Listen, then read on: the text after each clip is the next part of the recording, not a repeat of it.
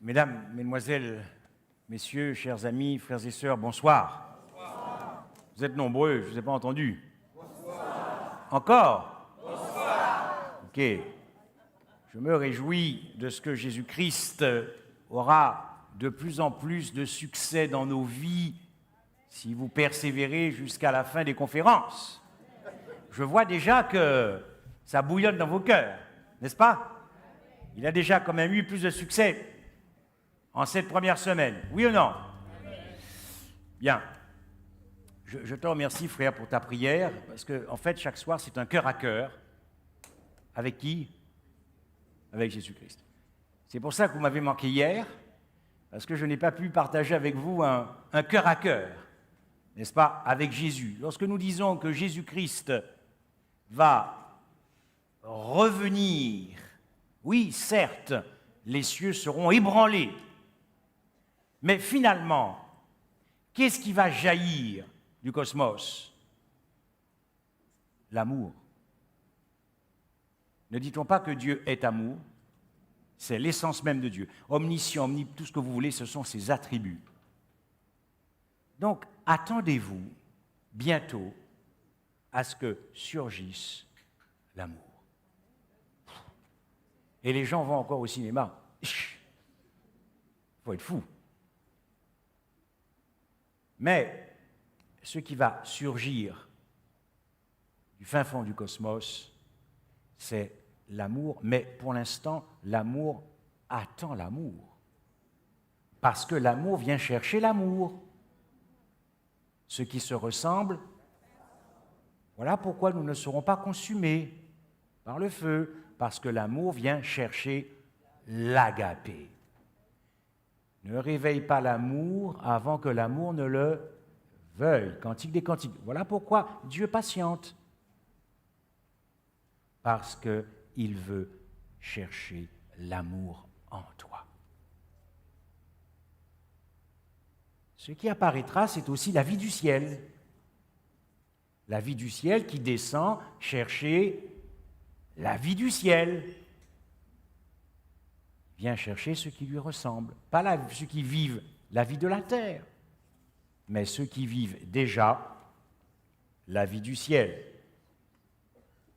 Alors, pourquoi veux-tu résister à l'amour, puisque l'amour vient chercher l'amour? Ne résiste pas à l'amour. Choisis Christ, si tu veux goûter à l'amour et à la joie. Choisis Jésus. Tu sais, Dieu ne peut pas te faire du mal. Et vous avez déjà compris pourquoi. Dieu ne peut pas te faire du mal puisque tu existes. Et que c'est lui qui a sponsorisé chaque seconde de ta vie à Golgotha. Pourquoi veux-tu qu'il te fasse du mal alors que tu existes? Paul dit quelque chose de puissant dans Romains 5, versets 9 ou 10. Car lorsque nous étions encore ennemis, c'est-à-dire incroyants, inconvertis, lorsque nous aimions le monde, les divertissements, tout ce qui nous enracinait dans cet amour centré sur soi-même, Jésus nous dit que c'est dans cet état-là qu'il nous a réconciliés avec lui par la mort de son Fils. À plus forte raison serons-nous sauvés par sa vie. Qu'est-ce que ça veut dire? Qu'est-ce qui est plus difficile? De faire quelque chose pour son ennemi ou de faire quelque chose pour son ami? Qu'est-ce qui est plus dur? Liliane, qu'est-ce qui est plus dur? Or, ce que Christ a fait pour son ennemi, c'est-à-dire la race humaine, ennemi dans le sens où incroyant, non converti, il a réconcilié ses ennemis. Alors il sauvera ses amis. C'est ce que dit Paul ici. Comprenez? Il sauvera ses amis. Ce soir, je répondrai à une question qui est très forte, très puissante. Je ne sais pas si la personne a eu un instant dans son esprit la profondeur de sa question. L'humanité est-elle toujours inique en dépit du sacrifice du Christ? J'aborderai ça lorsque nous travaillerons ensemble les deux Adams, d'accord? Mais en tant qu'adventistes du 7e jour, si nous avons bien compris les deux Adams, nous devrions déjà vivre par la foi comme si nous étions déjà dans une nature glorifiée. Je n'en dis pas plus. Bien, donc en tout cas, merci pour la question. Ah oui, et puis à l'histoire. Ah ouais, c'est pour ça que vous êtes venus. Jésus ne vous en veut pas. Mais comme je vois qu'il y a des visages qui me sont inconnus, je reprendrai donc l'histoire à son début, mais c'est vrai, j'ai cette histoire que je n'ai pas finie mercredi soir. Bien, ce soir, Christ, agneau, ou le cri de son sang. Christ, agneau, ah oui, autre chose aussi. Je vous avais dit mercredi soir que nous avons atteint notre vitesse de croisière et notre altitude de croisière. C'est vrai que c'est difficile de monter plus haut quand on aborde Christ serpent. Mais ce soir, nous aurons, durant cette quinzaine, les plus grosses turbulences ce soir.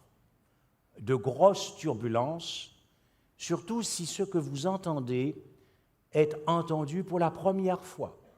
Donc, grosses turbulences, réétudiez les textes qui vous seront ici affichés.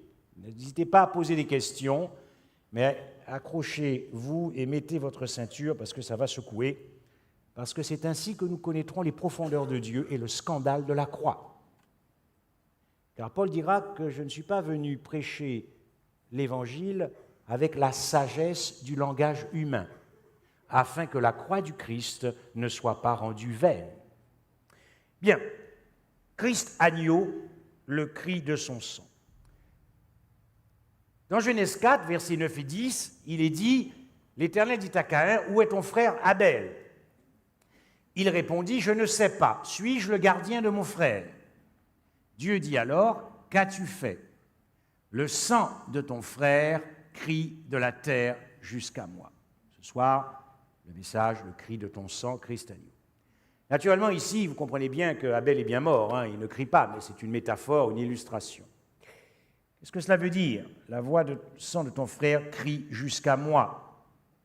Parce que le sang d'Abel, cette vie livrée à la mort, plaidait non coupable.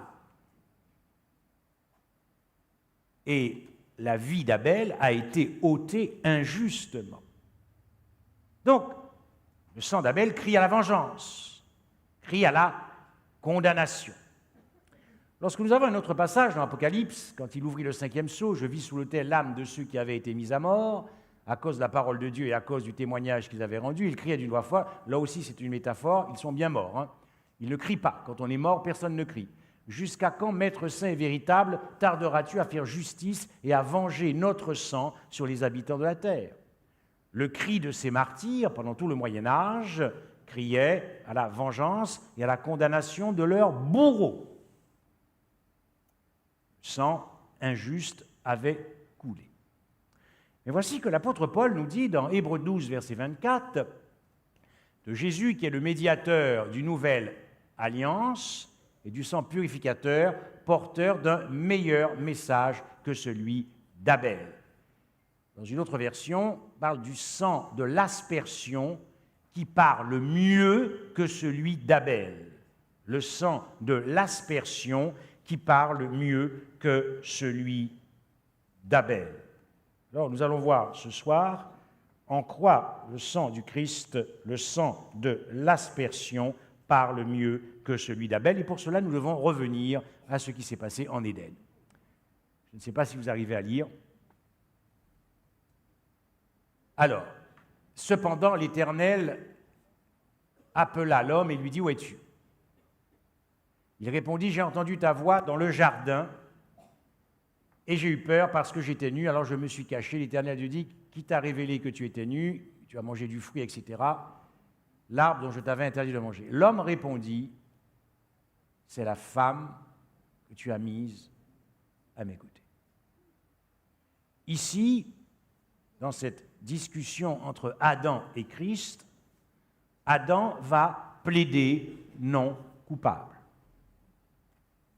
Adam va plaider non coupable.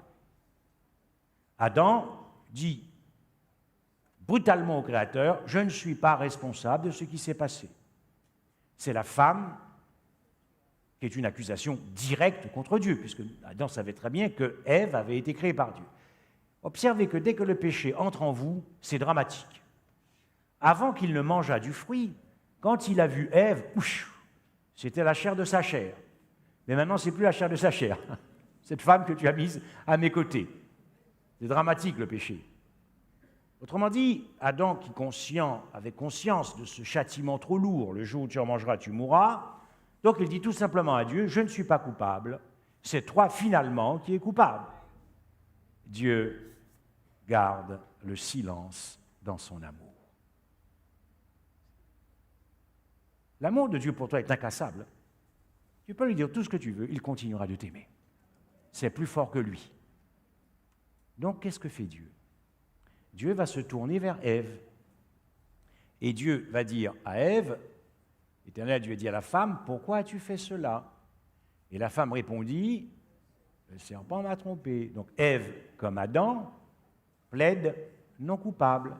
Je ne suis pas coupable, je ne suis pas responsable de ce qui s'est passé, c'est toi le coupable, parce que le serpent, c'est toi qui l'as créé, et c'est le serpent qui m'a séduit. Adam et Ève se plaignaient, entre guillemets, du mal qu'ils pensaient que Dieu leur avait fait. Ce qu'il y a au-dedans du péché, c'est la rébellion de l'homme contre Dieu, puisqu'il ne nous est pas naturel d'aimer Dieu. Le cœur charnel ne peut pas aimer Dieu. Et tout ça a pris une origine en Éden. Mais ce qui est intéressant, c'est quelle fut la réponse de Dieu. Quelle fut la réponse de Dieu? Oh, Dieu a gardé le silence pendant 4000 ans. Mais il a répondu aux accusations de Satan pendant 4000 ans. Il a donc répondu à la race angélique, aussi bien celle déchue que celle qui n'avait pas suivi Lucifer. Et ce fut la même réponse aussi pour la race humaine déchue. Car la seule réponse que Dieu avait apportée au cosmos et à l'univers, c'est Golgotha. Et nous parlons si peu de cela, c'est quand même sacrément étrange. On ne parle sur cette terre que de ce qui nous passionne et de ce qui nous fascine. Il devrait en être de même dans l'Église, de parler passionnément du Christ. En tout cas, ce fut la réponse de Dieu. Golgotha, Golgotha, Golgotha. Je l'ai dit, dans Hébreux 12, il est dit que le sang du Christ, cette vie livrée à la mort, lorsque nous parlons du sang, c'est symbolique. Il y avait dans le sang du Christ rien de puissant qui puisse sauver. C'est simplement le symbole que l'Écriture prend pour indiquer, parce que le sang est à la fois symbole de vie et de mort. Donc c'est la vie qui est livrée à la mort. Voilà pourquoi on parle du sang du Christ, du sang de l'agneau. Le sang de l'aspersion parle mieux que celui d'Abel, et je vais demander à Rodrigue, c'est ça? Et, ok. Le sang de l'aspersion, c'est le sang de la propitiation, propitiatoire, qui en hébreu signifie caporet, c'est-à-dire le couvercle qui recouvrait l'arche de l'alliance qui se trouvait dans le sanctuaire. Et dans l'arche de l'alliance, qu'y a-t-il à l'intérieur de l'arche de l'alliance? Il y a quoi? Est-ce que tout le monde est convaincu? Bien, parce que vous êtes timide et vous allez finir par m'intimider. Je ne vous entends pas. Qu'y a-t-il dans l'arche de l'alliance? Ben voilà. Nous sommes rentrés dans le jour de la fête ce soir, c'est le jour de sabbat. Bon, on est en pleine fête, donc n'hésitez pas. Donc, le propitiatoire, Christ, victime propitiatoire. Le sang de l'aspersion, le sang de la propitiation, Christ. Imaginez que je suis la loi. Le jour où la loi, dans la bouche de Dieu, a dit « le jour où tu en mangeras, tu mourras », ça concerne toute la race humaine. Nous verrons que tous les hommes étaient inclus dans la race humaine. Je suis la loi, donc je vais exécuter la race humaine. Imaginez que j'ai... Non, pas encore.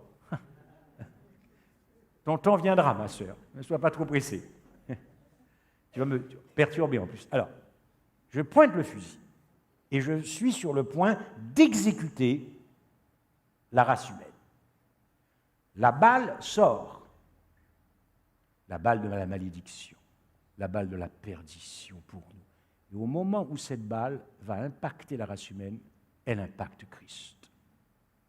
C'est ce qu'on dit, merci, Christ couvre tes péchés. Est-ce que vous avez compris pourquoi le sang de l'aspersion parle mieux que celui d'Abel? Car nous verrons que si cette balle a atteint Christ, c'est une illustration, il s'est interposé entre la loi de Dieu et tous les hommes. Il s'est interposé. Que tu crois ou que tu ne crois pas, il s'est réellement interposé parce que tu existes ce soir. Et que si tu existes, c'est que la balle ne t'a pas atteint. Amen. Tu peux pas croire ou ne pas croire, mener belle vie, pas belle vie, même, comment dirais-je, blasphémer Dieu, mais il gardera toujours son amour dans le silence, espérant qu'un jour, tu découvres à quel point tu as été aimé. Si tu es là ce soir, c'est que la balle ne t'a pas touché, la balle de la perdition, la balle de la seconde mort. Voilà pourquoi je disais hier que puisque Christ accepte d'être fusillé à ta place, fusillé par la loi de Dieu. D'ailleurs, à ce propos, demain soir, nous allons nous mettre au clair sur la question de la substitution. Qu'est-ce qu'il faut réellement comprendre quand il dit qu'il est mort à ma place? Nous avons besoin de comprendre ça pour pouvoir l'exposer au monde. Quand je disais que Christ a comparu devant un tribunal cosmique, judiciaire, pour répondre de ses actes, puisque c'est lui qui s'est déclaré coupable. S'il ne s'était pas déclaré coupable devant Dieu, devant l'univers et devant les démons, pourquoi voulez-vous qu'il s'interpose au moment où la loi va te fusiller? Pourquoi voulez-vous que Christ s'interpose? Oui, par amour. Mais nous allons le voir bientôt, que l'amour et la justice de Dieu se sont mélangés à Golgotha. Donc si Christ s'interpose, c'est qu'il se déclare coupable, volontairement coupable. Il n'y a pas été forcé. Il était poussé par son amour pour toi. Mais il doit aussi tenir compte de la justice de Dieu. Donc il s'interpose et il dit à son Père, c'est moi qui suis coupable. Voilà pourquoi la croix, nous l'avons vu, c'est la condamnation de la croix. Lorsqu'on nous dit que le châtiment qui nous donne la paix est tombé sur lui, c'est parce qu'il s'est interposé. Lorsque nous disons qu'il a été enlevé par l'angoisse et le jugement, c'est bien parce qu'il s'est interposé entre la race humaine et la loi de Dieu. Lorsque nous disons qu'il a été blessé, brisé, frappé pour les péchés de mon peuple, c'est bien qu'il s'est interposé, il nous a couverts, il a couvert la race humaine. Lorsque nous disons qu'il a été frappé par le verdict de Dieu, c'est-à-dire que Dieu l'a déclaré qualifié pour la peine de mort, la peine capitale, c'est pour ça qu'il a reçu la balle. Voilà pourquoi le sang de l'aspersion parle mieux que celui d'Abel. La croix, c'est la condamnation de la croix. C'est la condamnation d'un homme. Mais c'est la condamnation d'un innocent. Alors, nous allons devoir régler un petit problème, de gros problèmes même. La croix, nous l'avons vu, c'est le jugement de la croix, mais c'est le jugement d'un homme. Tu peux dire à notre place ou pas, c'est le jugement d'un homme. Donc, ce n'est pas parce qu'il a pris ta place que Dieu doit violer sa loi, c'est-à-dire la loi qui ne condamne que le pécheur. Car dans la Bible, la condamnation du péché est rendue manifeste par la condamnation du pécheur. C'est la condamnation du pécheur qui rend manifeste le jugement de condamnation de Dieu contre le péché. Sentence de la croix, verdict de la croix, justice de la croix. Donc, voilà pourquoi le sang de l'aspersion parle mieux que celui d'Abel, parce que c'est le sang, puisque Christ s'est interposé, c'est donc le sang de l'agneau qui va innocenter la race humaine. En effet, 2 Corinthiens 5, verset 19, Dieu était en Christ, il réconciliait le monde avec lui-même en ne chargeant pas les hommes de leurs fautes, puisque c'est lui qui se déclare coupable. Le sang de l'agneau est le sang de l'aspersion. D'ailleurs, le corps du Christ était l'antitype du propitiatoire aspergé par son propre sang. Le propitiatoire, dans le sanctuaire terrestre, une fois par an, le sacrificateur aspergeait le sang, d'ailleurs aussi bien sur tout le mobilier du lieu saint, du très saint, mais il aspergeait le sang sur le propitiatoire. La loi était donc satisfaite, puisqu'il faut naturellement que la mort du pécheur soit constatée. Cette mort du pécheur était constatée par le sang qui était aspergé sur le propitiatoire. Christ est donc, son corps, l'antitype du propitiatoire aspergé par son propre sang. Voilà pourquoi ce sang parle mieux que celui d'Abel et des martyrs, puisque ce sang nous a innocentés. Le sang du Christ nous a acquittés. C'est pour vous d'abord, acte 3, verset 26, que Dieu a fait surgir son serviteur et l'a envoyé pour vous bénir en détournant chacun de ses mauvaises actions, de ses péchés.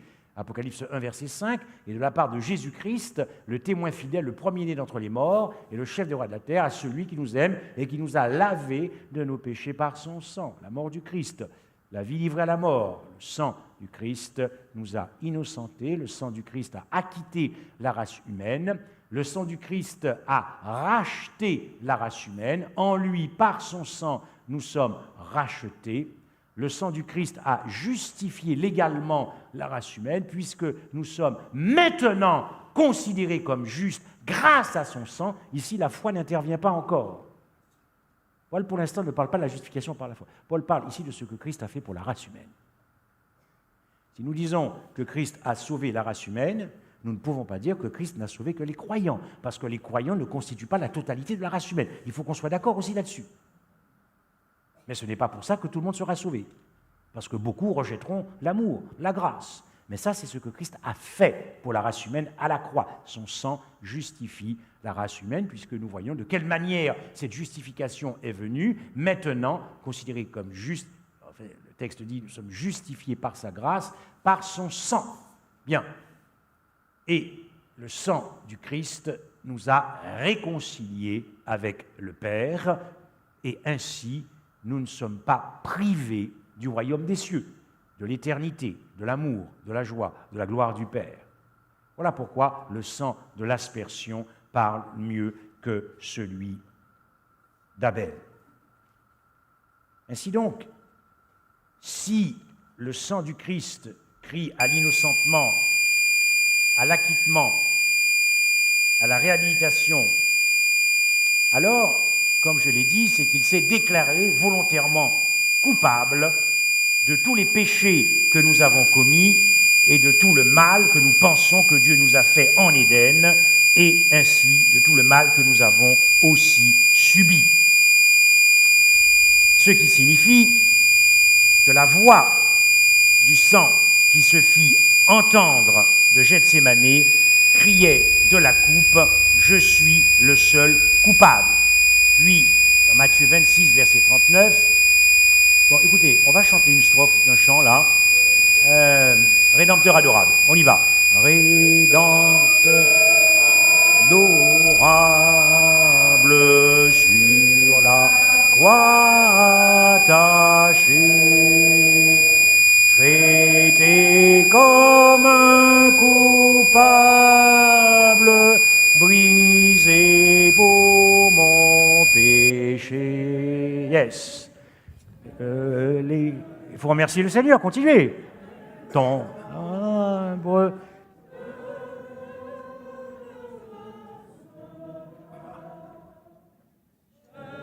Nous pécheur à Golgotha. Amen. Merci Seigneur. La voix du sang qui se fit entendre Donc, de Gethsémane, criait « Je suis le seul coupable ». Puis il avança de quelques pas, se jeta le visage contre terre et fit cette prière « Mon Père, si cela est possible, que cette coupe s'éloigne de moi ».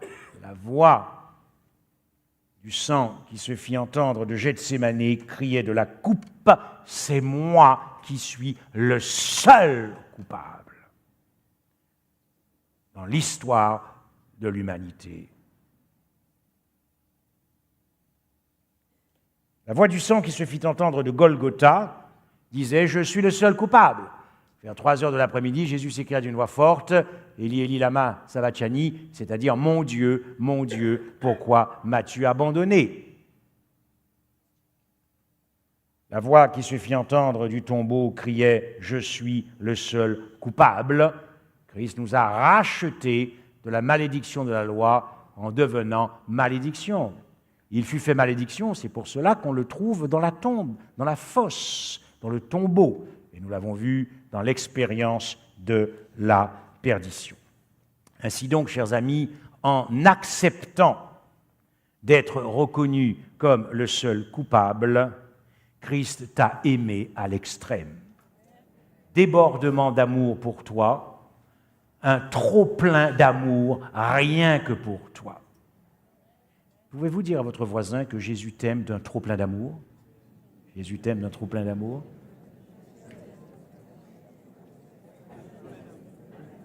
Et votre voisin va répondre Jésus t'aime d'un débordement d'amour pour toi.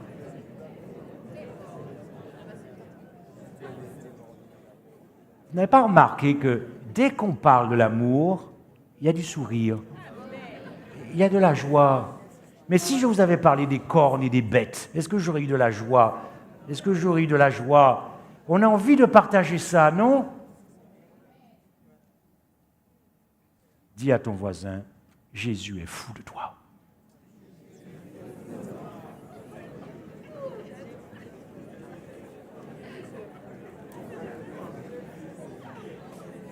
Écoutez, j'espère qu'il n'y a pas des maris jaloux.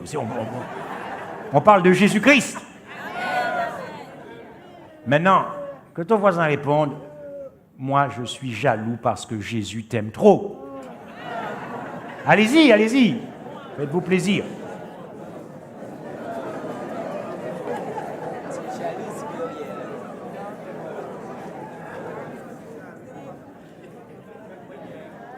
OK.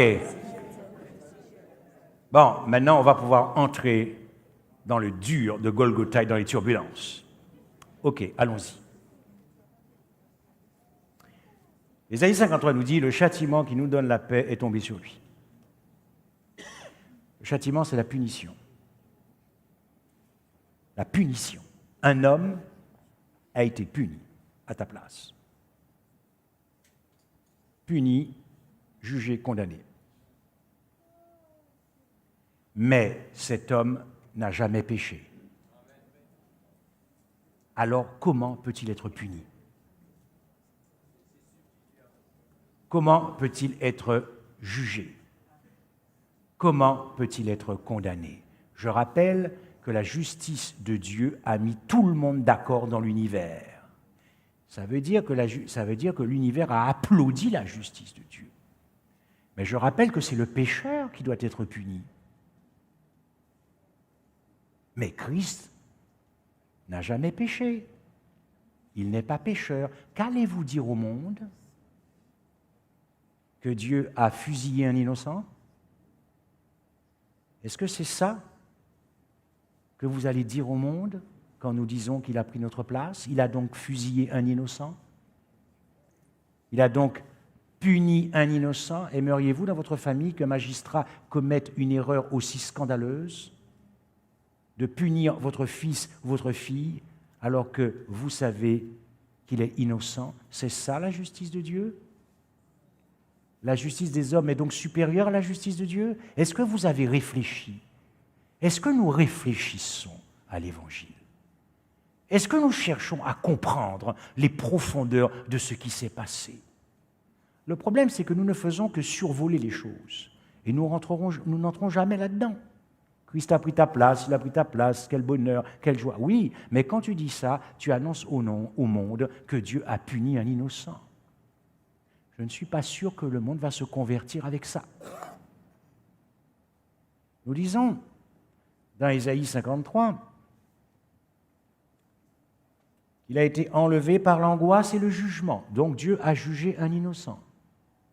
Et pire, pendant qu'il est en train de juger un innocent, il ne punit pas les pécheurs et les coupables. C'est ça, c'est pas ça, Golgotha. C'est pas vraiment ça du tout, Golgotha. Si vous annoncez ça aux Juifs, vous ne convertirez aucun Juif. Parce que les Juifs connaissent la loi et les prophètes. Et les musulmans aussi.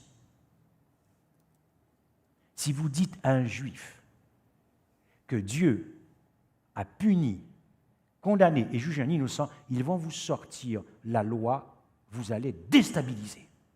Vous allez déstabiliser et bouche bée. En tant qu'adventiste du 6e jour, ce n'est pas normal. Puisque c'est à nous que revient. C'est ce que nous disons entre nous. Sabbat matin, le gros bras, messager 3 anges, c'est pour nous. Mais que savons-nous de l'Évangile? Puisque nous ne sommes pas capables de répondre à ces questions. Nous disons qu'il a plu à l'Éternel de le briser par la souffrance de la mort. Donc, nous avons un homme qui est légalement, juridiquement, pénalement, moralement, envoyé dans le tombeau alors qu'il n'a rien fait. C'est compliqué quand même à expliquer ça à un magistrat, à un avocat, à tous ceux qui relèvent du domaine judiciaire. Parce que Ésaïe 53 nous parle d'un vocabulaire de justice et de palais de justice. Châtiment, jugement, punition, tout ça, je l'ai dit, ça c'est dans un palais de justice qu'on entend ça. Et Dieu dévoile sa justice à Golgotha. Donc il faut bien parler de la justice de Dieu.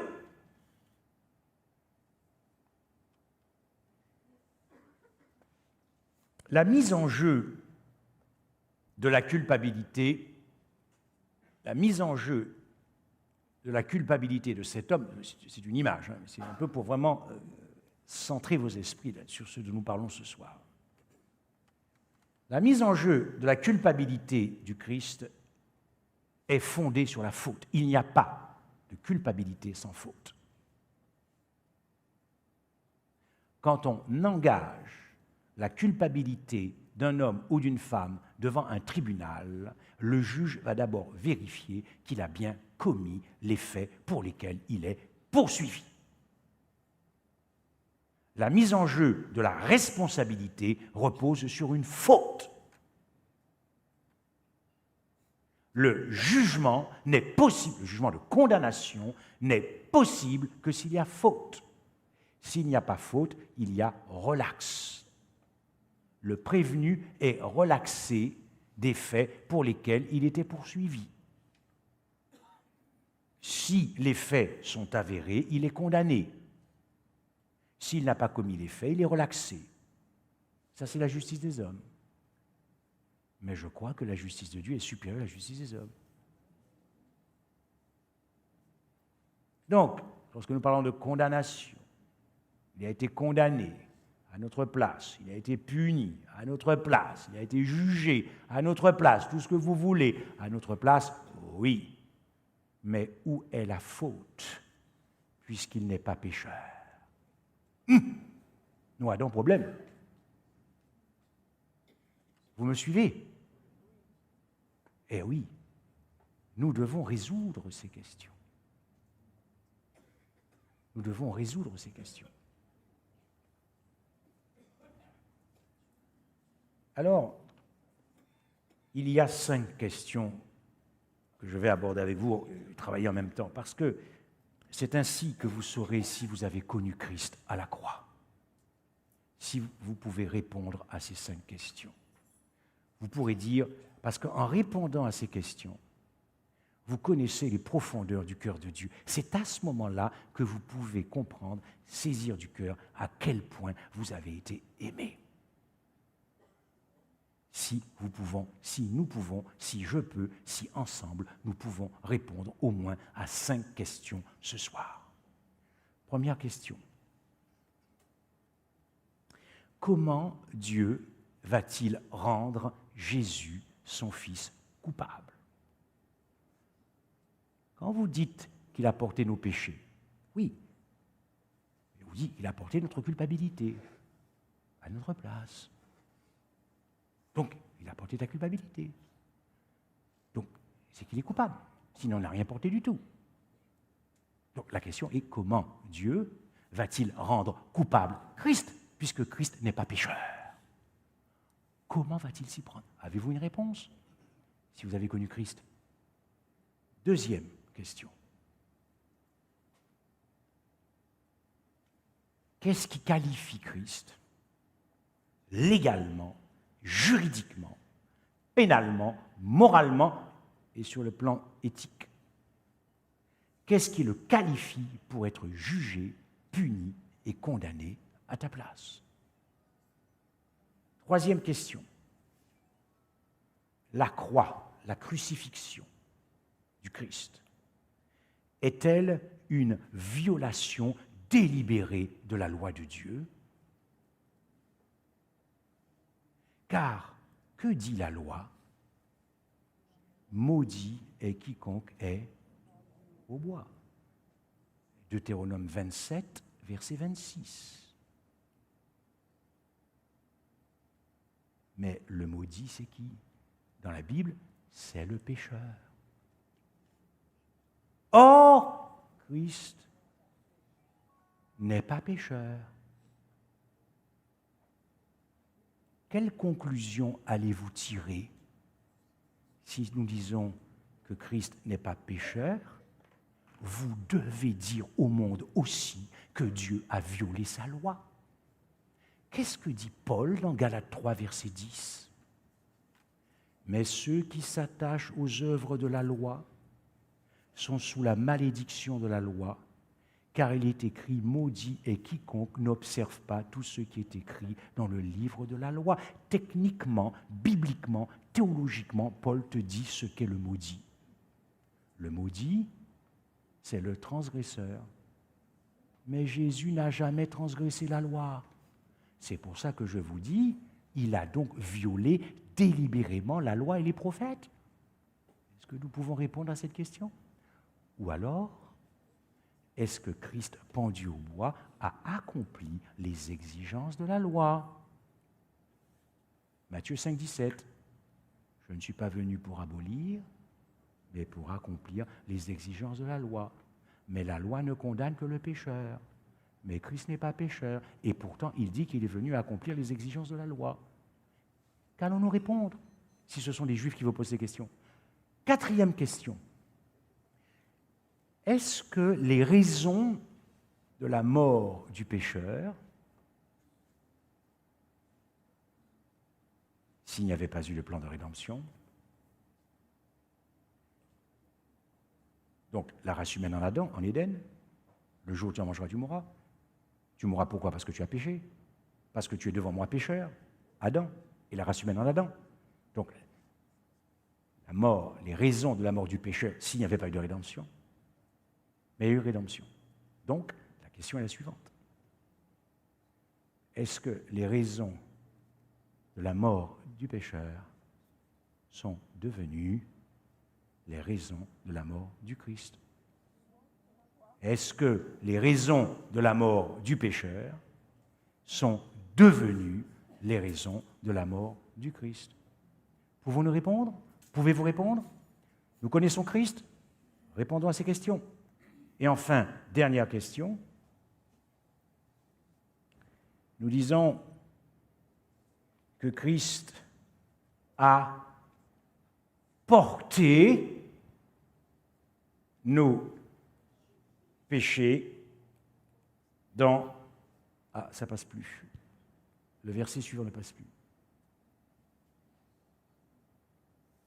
Ok, je te remercie.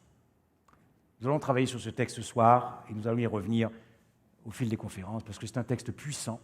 Lui qui a lui-même porté nos péchés dans son corps.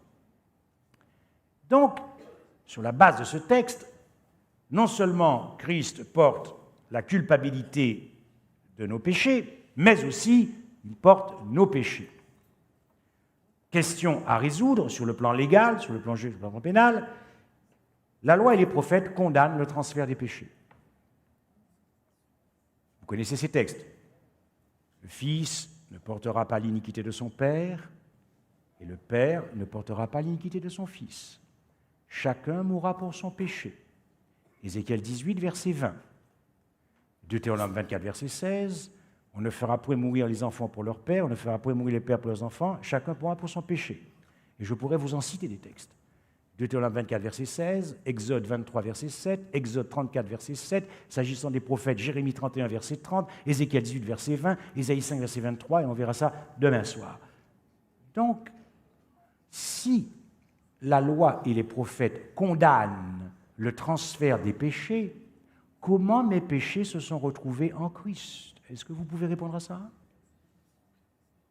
Est-ce que vous voyez, je parle pour moi-même d'abord, ne le prenez pas, prenez pas mal.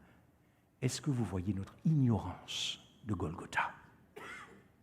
Est-ce qu'avec ces 5 questions, est-ce que vous ne trouvez pas que nous sommes ignorants de ce qui s'est passé à la croix? Peut-être que vous ne vous êtes jamais posé ces questions dans votre esprit.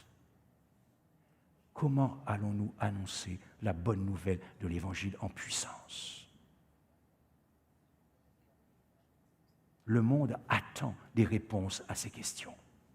Ne croyez pas que le monde est idiot. Ne croyez pas que le monde n'a jamais entendu que Christ est mort à ta place pour tes péchés, mais ce que retient le monde, c'est que c'est inacceptable qu'un innocent meure à la place des coupables. Qu'allez-vous dire? Qu'allez-vous dire sur la justice de Dieu? Quel Christ annonçons-nous au monde? Quelle justice de Dieu annonçons-nous au monde si la justice des hommes crie au scandale de la justice de Dieu? Nous allons voir pourquoi Paul parle du scandale de la croix. Pour que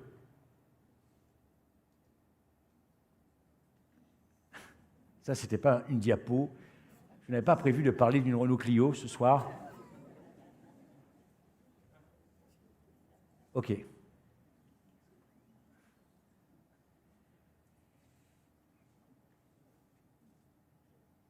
OK. Pour rendre Christ coupable, il faut que la faute soit trouvée en lui. C'est ce que dit Pierre. Et j'entends souvent les gens qui disent « Ah Seigneur, tu as porté nos péchés sur la tête, sur les épaules, sur le dos, partout. » Non, ce n'est pas ce que dit Paul. Paul dit quelque chose de plus profond que ça, que nous n'avons pas compris. Pourquoi?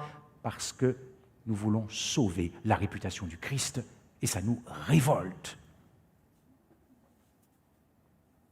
Porter en son corps, vous savez, étudier l'anthropologie biblique et hébraïque. Vous verrez que c'est passionnant. Le mot corps en hébreu, bassar, signifie la totalité de l'être. Ne distingue pas le corps comme étant séparé de l'âme. Nous n'avons pas une conception dualiste. Corps et âme ne constituent qu'une seule unité. Quand vous avez corps dans les Écritures, pensez toujours que le corps, c'est la totalité de l'être. C'est « je suis mon corps c'est moi ». Autrement dit, nous allons le voir, que Christ ne peut pas porter tes péchés sans porter ton âme, c'est-à-dire la personne même de ton être. Et ça va régler le problème du transfert des péchés. Je continue. Donc, accrochez-vous. Si la faute,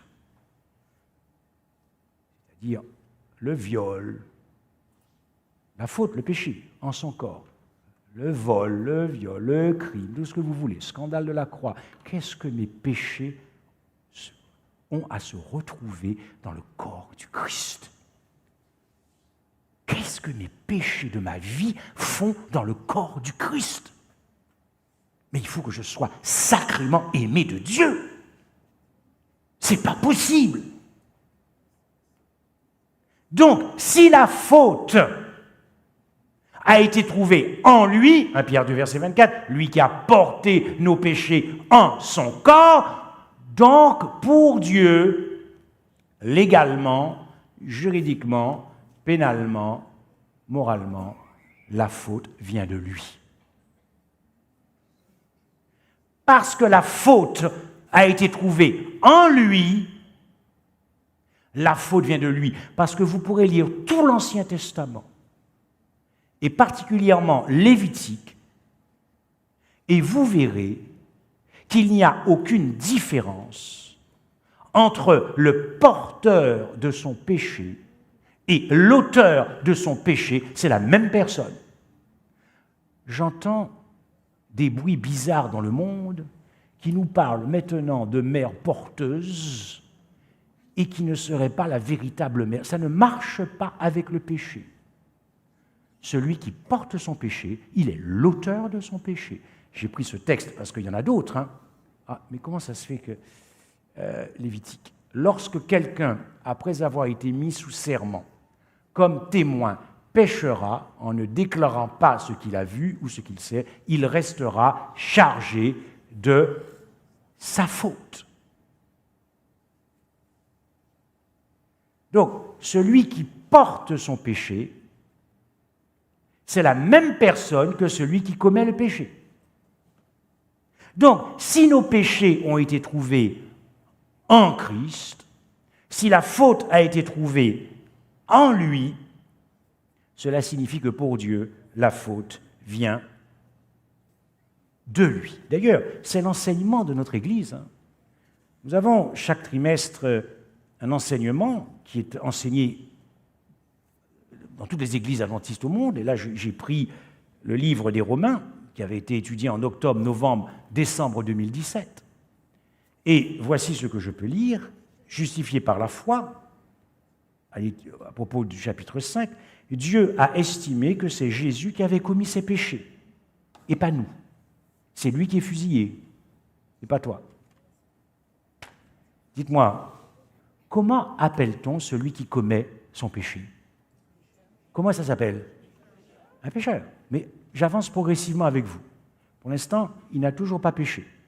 Sauf que la faute est en lui, et qu'en plus, Dieu considère que la faute vient de lui. Dieu a estimé que c'est Jésus qui avait commis ses péchés. Bien, je continue. Autrement dit, si nos péchés se sont retrouvés en lui et au-dedans de lui, c'est donc qu'il a pris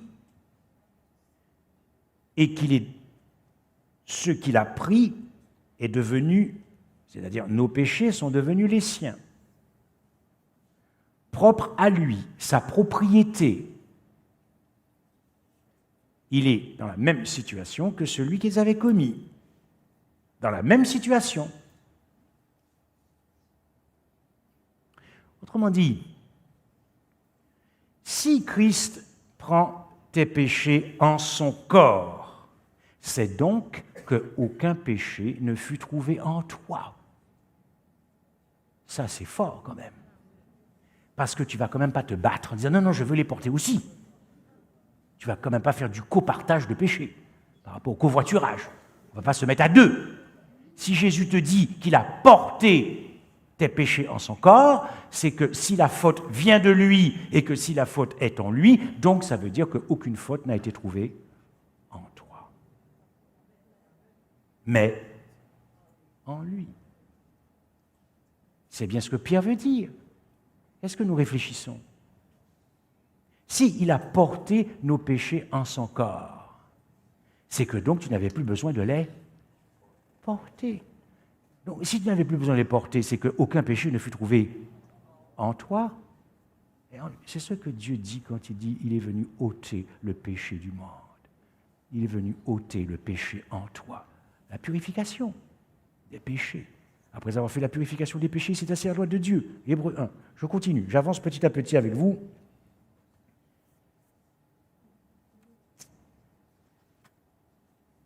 Donc,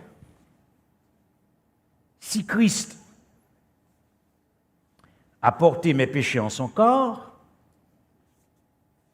que la faute était en lui, donc, c'est qu'il a goûté à tes péchés. Dieu, dans son humanité, qui goûte à nos péchés. Mais c'est quel amour, ça, qu'il a pour toi. Quelquefois, comme nous sommes jeunes, on a tellement peur de dire à nos parents ou qu'ils apprennent les grosses bêtises que nous avons faites. Et Dieu a goûté à tes bêtises. Peut-être que ça nous incitera à moins titiller le péché à l'avenir. Ça fera moins de péché qu'il a apporté. Peut-être que ça fera moins de péché à souffrir pour lui. Donc, il a subi tes péchés, il a goûté à tes péchés, puisque ces péchés sont son corps. Pensez bien qu'on ne distingue pas le corps de l'âme. La même personne, c'est le même être. Il a donc connu, lui qui n'a point connu le péché. Il a fini par les connaître à Golgotha, puisqu'il les a portés. Il a fait l'expérience de nos péchés. Il a vécu nos péchés.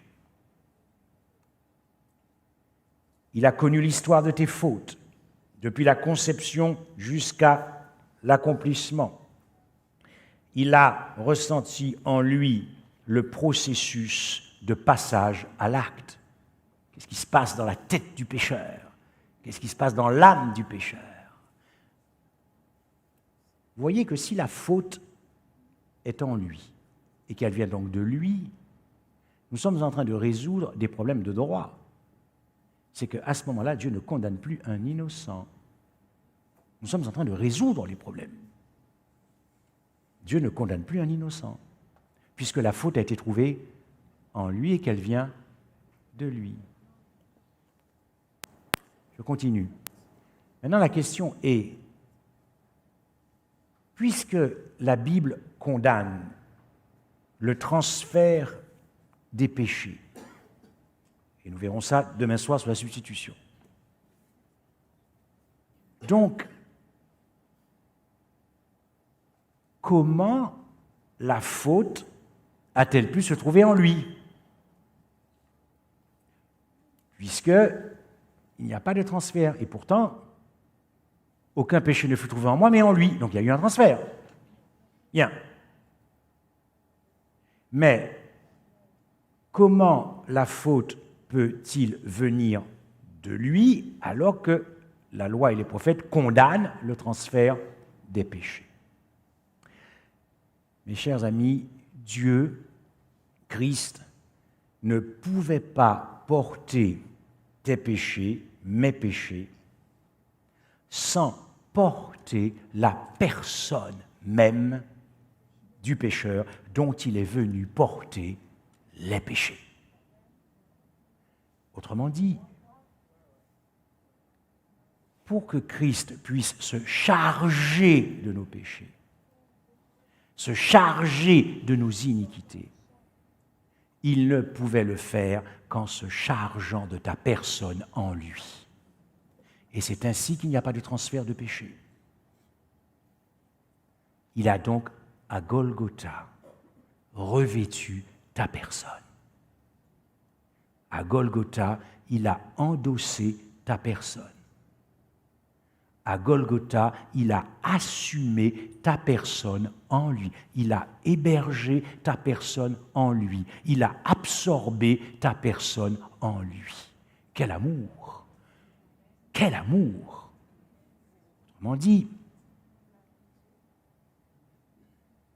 il va se dévêtir en quelque sorte de sa personne innocente, car sa personne ne peut être qu'innocente. Il va se dévêtir de sa personne innocente. Il va s'habiller de ta personne. Il va se dépouiller de sa personne à Golgotha. Il va se vider de sa personne, il va se déshabiller de sa personne et il va revêtir ta personne. Autrement dit, à Golgotha, Christ ne portait plus sa propre personne, mais il portait la personne de tous les hommes. C'est ça, porter les péchés en son corps. Parce que le transfert des péchés n'existe pas dans la Bible. Chacun doit mourir pour son péché. Le Fils ne portera pas l'iniquité de son Père, et le Père ne portera pas l'iniquité de son Fils. Ça, c'est la loi et les prophètes. Donc, il ne portait plus sa propre personne, mais la personne de tous les hommes. La personne de tous les pécheurs. Ce qui veut dire qu'il était donc assujetti à ta personne par amour, puisqu'il la porte. C'est ce que Jésus veut dire. En effet, je vous le dis, il faut que s'accomplisse, pas sur ma tête, pas sur mes épaules, c'est toujours quelque chose qui se passe au-dedans de. Nous devons réfléchir. Pourquoi Jésus dit ça? D'ailleurs, le grec veut faire comprendre ici, dans l'accomplissement, c'est qu'il va devoir connaître un état qu'il n'avait jamais connu auparavant. Il y a quelque chose qui doit s'accomplir en lui qui ne s'était pas encore accompli depuis l'incarnation. Il y a quelque chose de dramatique, de terrible pour te sauver, pour me sauver, pour sauver la race humaine. Il y a quelque chose qui doit s'accomplir au-dedans de lui. Le scandale de la croix. Qu'est-ce qui doit s'accomplir au-dedans de lui? Porter la personne que je suis en lui. Et c'est ce que ça donne. Qu'est-ce que ça donne? Ça donne. Ça donne. Et qu'est-ce que ça donne? Il a été compté. Dites-moi. Donnez-moi d'autres synonymes de criminel. Anomos, dans le grec, signifie transgresseur de la loi, violeur de la loi, sans loi. Anomos. Bien. D'ailleurs, dans certaines versions, vous avez malfaiteur. Dans la version Louis II, on dit malfaiteur, malfaiteur, transgresseur, criminel. Donnez-moi un synonyme que j'attends. Allez-y, on a du mal à le dire, c'est scandaleux. Allez-y. Pardon? Un autre. Un autre. Comment on dit transgresseur de la loi? C'est ça, on n'ose pas le dire. Ça choque nos pensées charnelles. Arrière de moi Satan, c'est ce que disait Jésus à Pierre. Mais non, mais qu'est-ce que tu racontes? Ça choque. Mais c'est bien ce que Jésus dit. Jésus est en train de dire, il faut, d'ailleurs, travailler peut-être ce texte dans les mots grecs avec les versions Strong que nous pouvons avoir sur Internet, parce que moi, je n'ai pas étudié ni le grec ni l'hébreu, mais j'essaie de travailler les mots en profondeur. Donc, il a été compté, ça veut dire dénombré, reconnu parmi les pécheurs. Mais c'est normal, puisqu'il porte ma personne. Donc, s'il porte ma personne, moi, je suis qui? Je suis pécheur. Il porte le pécheur que je suis. Sauf que Dieu ne voit que Christ. Donc, je dis, il a été assujetti à ma personne. Et c'est parce qu'il a été assujetti, esclave, prisonnier de ma personne, enfermé dans ma personne, en lui, que Jésus dira, j'ai été compté, reconnu parmi les pécheurs. Oui, c'est ce que Jésus dit, c'est pas moi, c'est Luc 22, 53.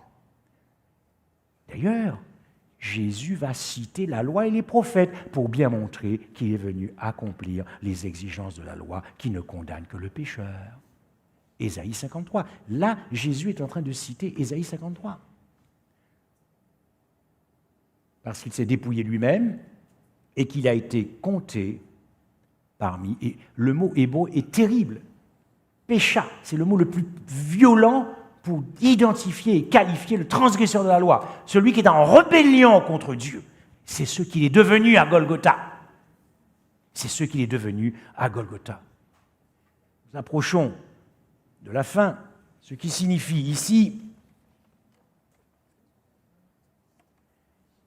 que nous avons vu hier que Dieu avait amené son Fils à connaître la réalité du péché, ce qui était déjà une manière pour Dieu de rendre Christ coupable. Il fut fait péché, il fut fait malédiction, royaume des ténèbres, il n'y a pas de juste dans les royaumes des ténèbres. Bien. Mais Dieu va amener son Fils, par rapport à ces versets, à connaître la réalité du pécheur dans ta personne, pas dans la sienne, parce que dans la sienne, il n'est pas pécheur, puisqu'il n'a jamais péché. Soyez attentifs à ce que je dis. Je précise bien les choses, il faut être précis. Précis. Et que soyez attentifs à ce que je dis. C'est dans ma personne que Dieu amène son Fils à connaître la réalité de l'homme pécheur. Dans ma personne, pas dans la sienne. C'est-à-dire en ma personne. C'est-à-dire par ma personne. C'est-à-dire au travers de ma personne. C'est-à-dire à partir de ma personne.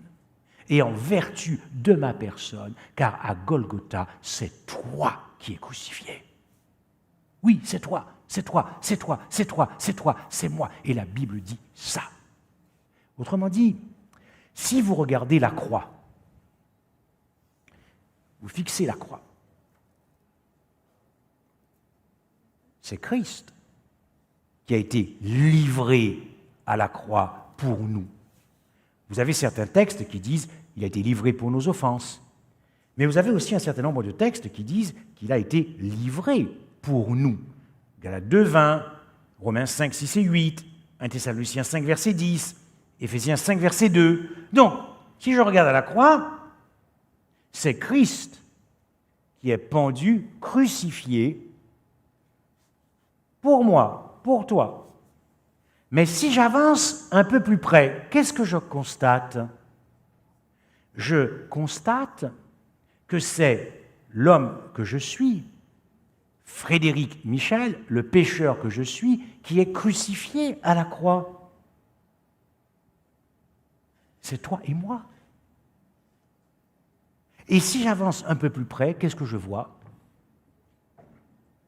Que cet homme que je suis pécheur s'appelle Jésus-Christ. Parce que c'est dans ma personne. Il doit attester devant l'univers que cette parole qui avait été prononcée en Éden, le jour où tu en mangeras, doit s'accomplir. Sinon, Dieu est désavoué par sa loi. Si Christ n'atteste pas devant l'univers que c'est le pécheur qui est crucifié, c'est Satan qui triomphe. Parce que si le pécheur n'est pas crucifié, Satan a le droit de réintégrer le ciel. Or, lui va mourir.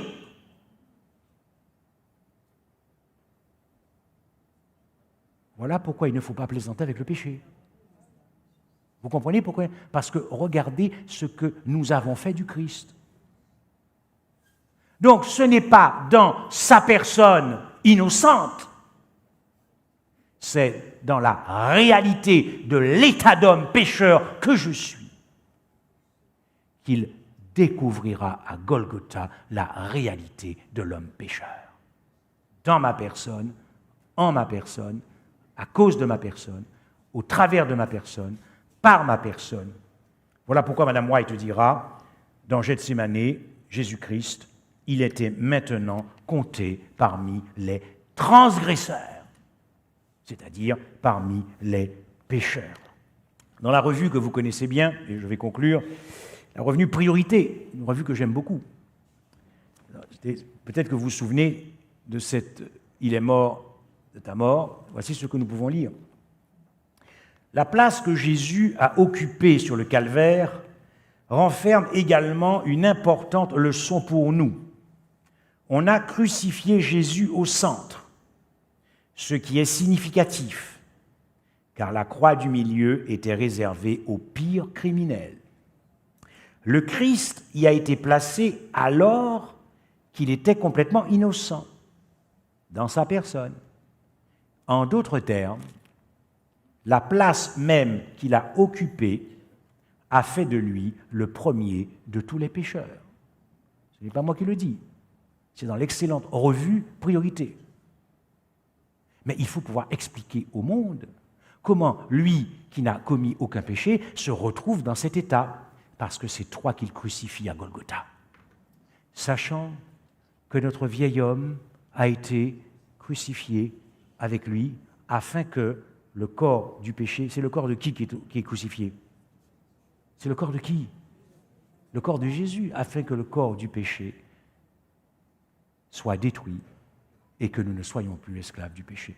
Quand vous prenez vieil homme, corps du péché, il s'agit de toi et moi.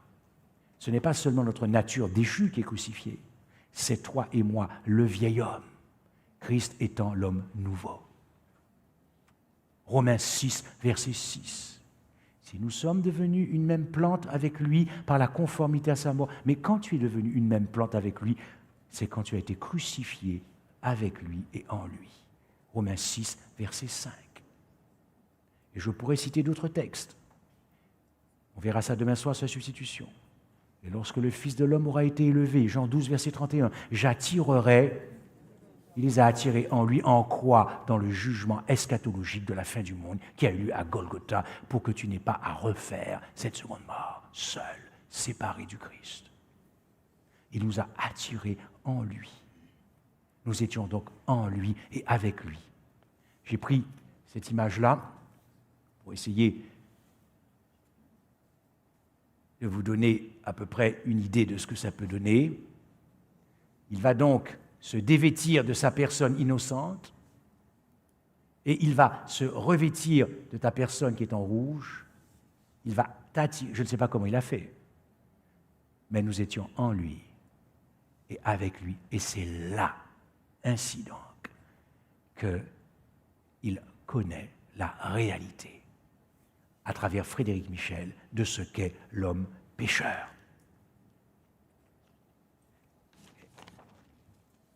Est-ce que vous imaginez la souffrance du Christ? Nous, quand on pêche, ça ne nous fait pas souffrir. Hein? Parce que si ça nous faisait souffrir, ça fait longtemps qu'on serait arrêté de pécher. Mais Christ, lui qui n'avait jamais péché de sa vie, lui qui n'avait jamais connu le péché, il va connaître l'état de pécheur dans ta personne, afin que la faute vienne de lui et soit trouvée en lui. Il faut imaginer le bouleversement de son être, pire qu'un tremblement de terre, au-dedans de lui. Un séisme total de son être, un bouleversement de son être, une explosion mentale et psychique du dedans de lui. Son cœur a fini par lâcher, son cœur a fini par exploser. Est-ce que vous imaginez qu'il a ressenti le pécheur que je suis en lui comme une brûlure cuisante qui le consumait de l'intérieur? Moi, Frédéric Michel. Mais mes frères, après ça, je ne peux pas imaginer un seul instant que nous ne puissions pas vivre qu'une vie de reconnaissance et de gratitude et de remerciement, une appréciation de cœur. Serait-il possible de vivre autrement quand on a compris Golgotha? Serait-il possible de ne pas pouvoir donner son cœur à Jésus après ça, après avoir ressenti ta personne comme une brûlure cuisante au-dedans de lui, une déchirure de la divinité? Et lui-même, parce que le pécheur que je suis, c'est quelque chose qu'il a ressenti comme quelque chose d'étranger qui a habité en lui. Cette chose, cette personne qui était étrangère, qui a habité en lui, c'est moi. Au moment où j'étais ennemi de Dieu, en rébellion de Dieu, contre Dieu, inimitié contre Dieu. Mais qu'est-ce que Christ devient à la croix, mes frères et sœurs? Cela dépasse toute connaissance. Mais cela ne nous interdit pas d'aller de dévoilement en dévoilement lorsque nous avons un texte comme Pierre qui dit qu'il a porté nos péchés en son corps. Christ a ainsi perdu son innocence. J'arrive à l'histoire. Encore un dernier mot peut-être pour vous dire ceci.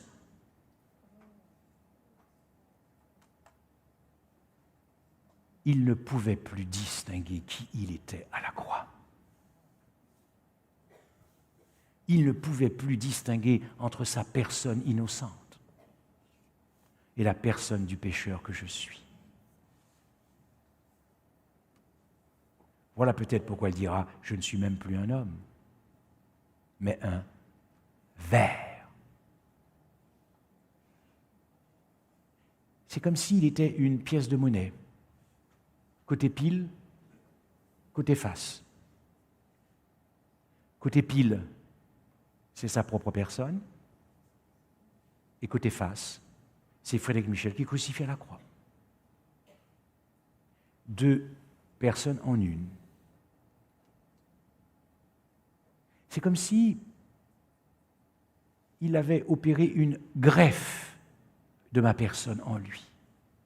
Mais l'incroyable bonne nouvelle de l'Évangile, écoutez ça, il n'y a pas eu de rejet de greffe tant il t'aime. La greffe a pris. Il n'y a pas eu de rejet de greffe. Comme un clonage, comme une transplantation du pécheur en lui. Il n'y a pas eu de rejet du greffe parce qu'il ne t'a pas trahi et parce qu'il n'est pas redescendu de la croix. Maintenant, posez-vous cette question ce soir en rentrant chez vous. Est-ce que ce n'était pas trop lourd pour Christ? Est-ce que ce n'était pas trop écrasant? Est-ce que ce n'était pas trop insupportable pour lui de connaître cette réalité, lui, qui est pur, 100% innocent dans sa personne, et en même temps 100% coupable dans ma personne. 100% non pécheur dans sa personne, et en même temps 100% pécheur dans ma personne qu'il porte à Golgotha et qu'il crucifie. N'était-ce pas trop lourd? Oui, c'était trop lourd. Vous connaissez quelqu'un qui aime souffrir? Vous pensez que Dieu, parce qu'il est Dieu, c'est un plaisir pour lui de souffrir? Oui, c'était insurmontable pour lui. C'était insupportable jusqu'à dire, s'il est possible, éloigne de moi cette coupe. Oui, c'était insupportable. Adam n'a pas supporté. Il a dit non, je ne peux pas. Caïn n'a pas supporté. C'est trop lourd ce châtiment. Jacob n'a pas supporté dans sa lutte. Il ne pouvait plus supporter son nom Jacob en hébreu qui signifie trompeur. Ça lui pesait toutes ces années, ce qu'il avait fait à cause de son frère. Et pourtant, il avait reçu la preuve qu'il avait été pardonné. Mais observez bien que dans cette lutte avec Christ, Jésus va lui dire, mais comment tu t'appelles? Et un peu coup de couteau, je ne peux pas. C'est trop lourd à porter. Et Jésus a changé le nom de Jacob en Israël. Mais Jésus a vu dans sa lutte avec Jacob, sa propre lutte avec Dieu à Gethsémani. Oui, c'était trop lourd pour le Christ. Dis-toi bien que la légèreté de notre existence, le fait que nous ne sommes pas suffisamment vigilants par rapport au péché, ça a été insupportable pour Christ. Mais il n'est pas redescendu de la croix. Quel amour! Alors je vais finir par l'histoire. Est-ce qu'il y a ici des gens qui n'étaient pas là hier soir? Levez la main. Ok, depuis mercredi soir, pardon. Ok. Donc je reprends vite fait. C'est l'histoire de Paul et d'Esther Ils sont tout petits, ils se connaissent, ils vont à l'école ensemble, ils ont l'âge de 5 ans, 6 ans, ils font toute leur scolarité. Et puis, arrive l'âge, donc, comme je l'ai dit, de la préadolescence, où ils sont amoureux, il a 15 ans, elle a 16 ans. Voilà. Plus précisément, lui, il a 16 ans, elle a 15 ans. Et puis arrive le temps des amours, le temps des fiançailles, ils ont 18 ans, 19 ans. Et puis donc, Paul décide de faire un super cadeau à Esther. Vous connaissez le cadeau? Vous n'avez pas oublié l'histoire. Et dans ce cadeau, il s'agissait parce qu'elle était aveugle. Elle était aveugle. Donc il s'agissait pour lui de lui payer un billet d'avion pour qu'elle puisse partir dans un pays très lointain, pour se faire opérer les yeux. Et l'opération réussit. Mais lorsqu'elle va ouvrir les yeux, ce n'est pas Paul qu'elle va voir, c'est le chirurgien. Et elle va tomber amoureuse du chirurgien. Les années ont passé, elle s'est mariée, elle a eu des enfants, les années ont passé. Et puis un jour, elle reçoit une lettre de Paul. Et aucun reproche dans cette lettre, aucune rancœur, aucune rancune, que de l'amour. J'ai appris que tu t'étais marié. J'ai appris que tu avais eu des enfants. J'espère que tu es heureuse. Et puis après,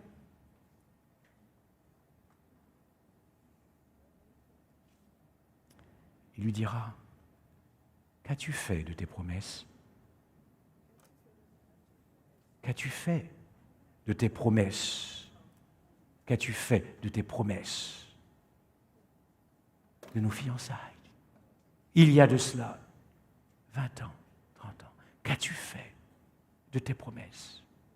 Qu'as-tu fait de ton amour? Et puis, il termine la lettre ainsi. Prends soin de tes yeux. Ce sont les miens. Prends soin de tes yeux. Ce sont les miens. Inutile de vous dire que son cœur s'est déchiré. Et lorsqu'elle a décidé de retourner voir Paul, elle a frappé. On lui a ouvert la porte. Il venait de mourir. Je voudrais ce soir, d'abord, avant de m'adresser à nos amis visiteurs, je voudrais faire un appel, d'abord aux membres de cette église adventiste de Maranatha. J'ai été touché par votre accueil et je sens que Christ a du succès dans vos cœurs. Mais si Jésus te dit ce soir, qu'as-tu fait de tes promesses? Les promesses de ton baptême. Tu sautais de joie, tu chantais. Peut-être même que lorsque tu es sorti des eaux baptismales, peut-être même que tu avais les larmes aux yeux. Peut-être même que tu serrais le pasteur dans tes bras, que vous étiez peut-être tous les deux pris d'émotion. Il y avait là du zèle, il y avait là de l'ardeur. C'était déjà un cœur à cœur. Si ce soir, alors que nous allons entonner les 2 premières strophes du 73, s'il y a d'abord des membres de cette Église qui ont compris depuis une semaine un peu plus le cœur de Jésus, qui veulent vraiment entrer dans une relation amoureuse avec Christ, un cœur à cœur, qu'ils se lèvent. Nous allons chanter et nous allons prier. Je demanderai au premier ancien et à Jéricho de venir me rejoindre. Et ils prieront pour que le Saint-Esprit puisse sceller cette résolution dans votre cœur. Que vous ayez envie. Ne vous levez pas simplement parce que ton petit copain se lève. Levez-vous si vraiment vous sentez que depuis une semaine, vous sentez votre cœur battre différemment pour Christ, avec une bonne motivation, que vous voulez vraiment sortir de cette relation doctrinale, sortir de l'endormissement, sortir de la routine, et que vous prenez ce soir devant l'Éternel l'engagement aussi de continuer, lorsque je partirai, à toujours contempler la croix, contempler la croix, contempler le cœur de Dieu, afin que nous puissions, vous et moi, précipiter le retour de Jésus-Christ. Nous avons... On chante. Rédempteur adorable, sur la croix attachée, traité comme un coupable, brisé pour mon péché. Ton angoisse suprême, ta douleur, ton tourment me disent, vois, je t'aime, j'ai pris ton châtiment.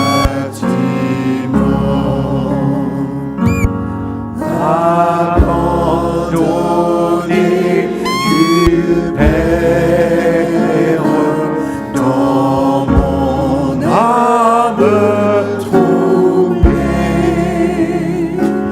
buvant la coupe amère pour ton iniquité. De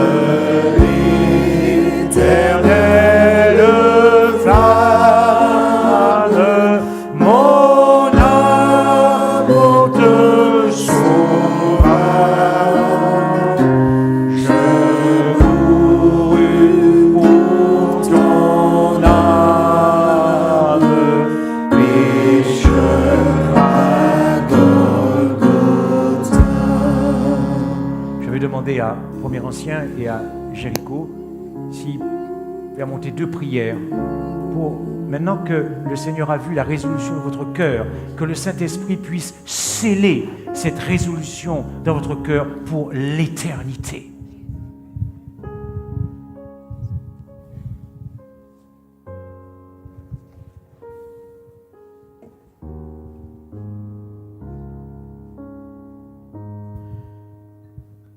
Notre Père qui est dans les cieux, nous voulons en cet instant t'adresser d'abord une prière secrète intime. Je voudrais donner à chacun ici quelques secondes pour s'adresser personnellement à Dieu, son Créateur. Merci.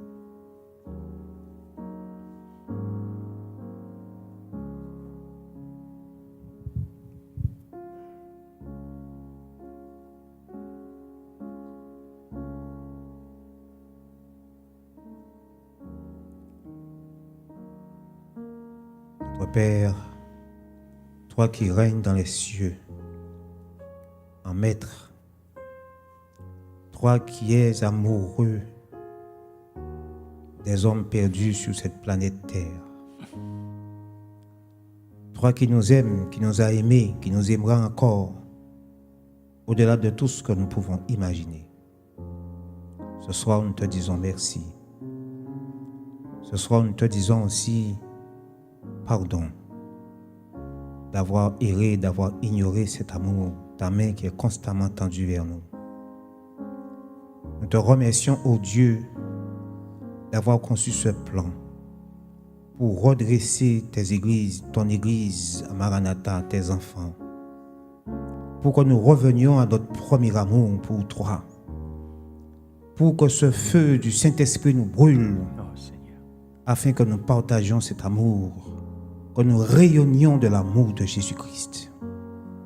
Seigneur, nous invoquons ton nom sur cette église, sur chaque membre, depuis le plus jeune jusqu'au plus grand. Nous invoquons ton nom, Seigneur, pour que tu agisses puissamment, pour que tu nous transformes chaque jour. Nous avons besoin de toi.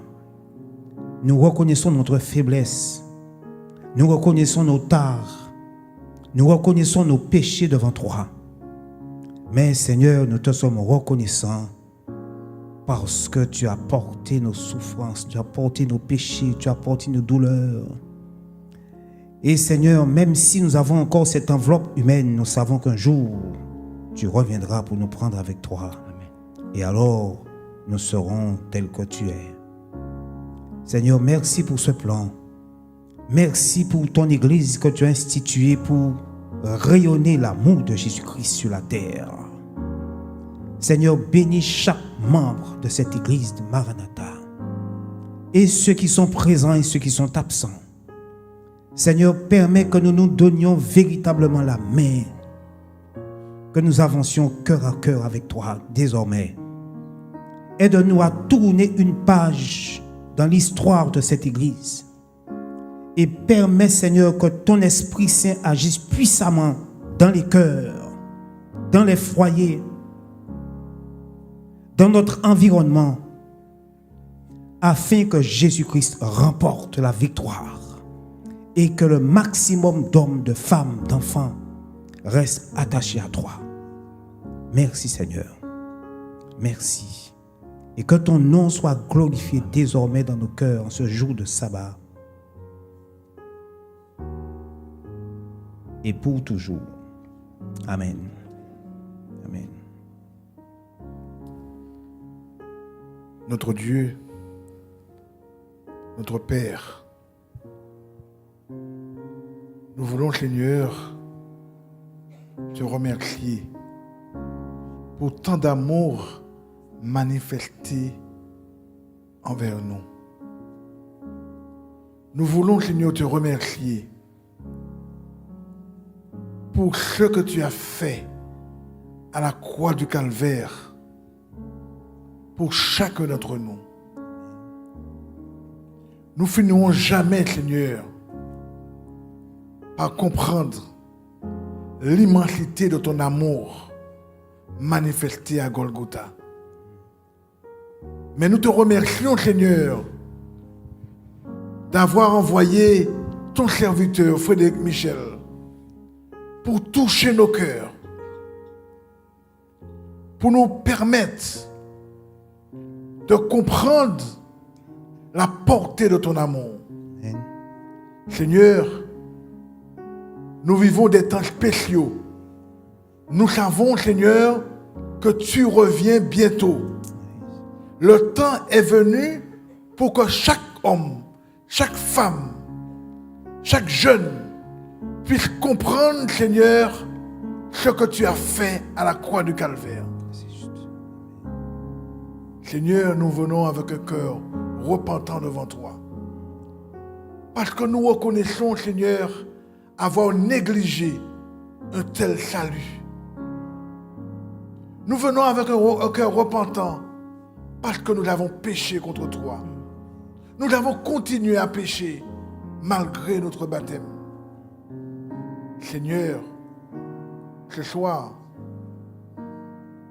nous sommes comme à nu devant toi. Et nous te demandons au Père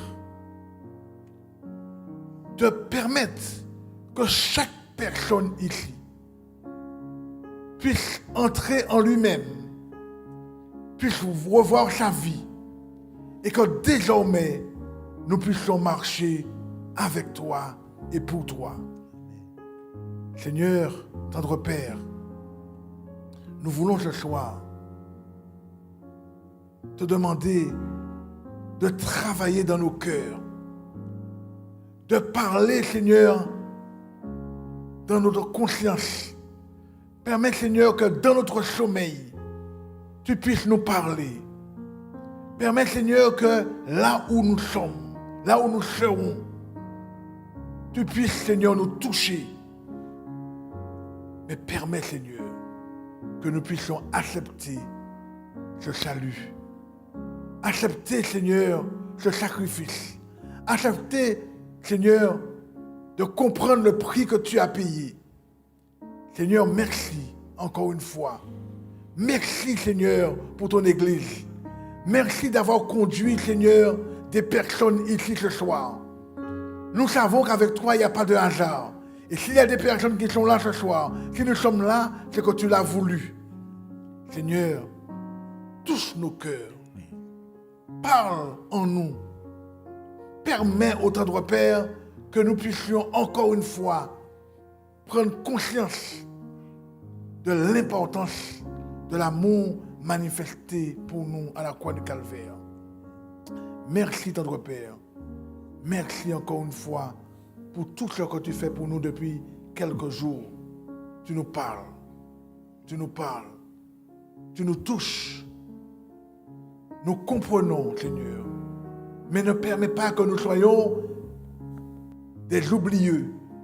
Et qu'au sortir de ces lieux, que nous puissions recommencer à vivre comme auparavant. Permets que désormais, nous puissions marcher pour toi. Nous puissions vivre pour toi. Que nous puissions t'aimer, Seigneur. Et que nous puissions accepter ton amour. Fais du bien, Seigneur, à ton Église. Bénis-nous, au tendre Père. Et que tous ceux qui sont là puissent accepter ton salut et que nous soyons sauvés. Seigneur, tu reviendras nous chercher. Tu l'as dit et tu ne mens pas. Seigneur, tu ne nous as jamais trahis. Tu ne nous as jamais abandonnés. Nous savons, Seigneur, que tu reviendras nous chercher. Et ce soir, Seigneur, nous voulons faire partie des élus, de ceux qui ont accepté ce sacrifice. Merci de nous bénir. Merci de nous faire du bien. Nous t'avons prié au nom de Jésus et pour la gloire de ton Saint-Nom. Amen. Amen. Je vais vous demander de vous asseoir. Et je voudrais maintenant m'adresser exclusivement à nos amis visiteurs. Je ne les connais pas depuis une semaine. Vous avez... Est-ce que je peux voir les mains de nos amis visiteurs qui sont là ce soir?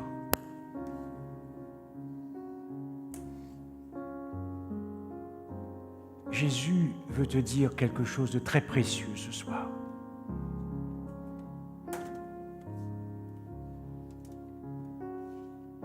Il souhaite ardemment de son cœur, parce qu'il t'aime d'un amour nuptial. Ne sois pas timide. Il a quitté le ciel pour toi. Augmente sa joie devant l'univers. Si parmi nos visiteurs, il y a ceux qui ont déjà été touchés et pris dans leur cœur la décision de revenir la deuxième semaine de conférence qui commence demain soir.